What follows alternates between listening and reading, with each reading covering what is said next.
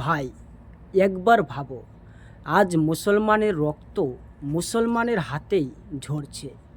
যে মুখে কালেমা পড়ে লা ইলাহা ইল্লাল্লাহ বলে, আজ সেই মুখেই অন্য মুসলমানের জান নেওয়ার হুকুম বেরোচ্ছে।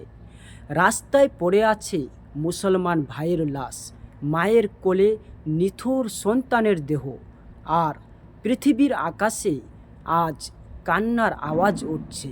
হে আল্লাহ, এই উম্মাহর কি হলো?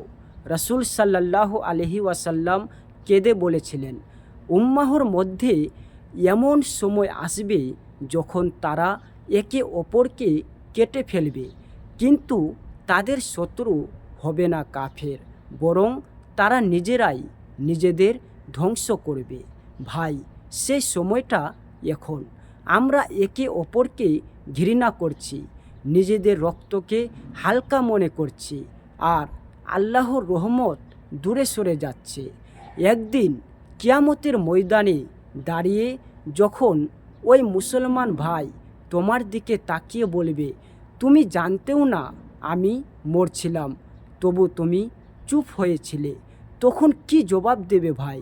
আসো অন্তত কেঁদে কেঁদে দোয়া করি, হে আল্লাহ, মুসলমানদের হৃদয়গুলো এক করে দাও, আমাদেরকে তোমার সোজা পথে ফিরিয়ে নাও।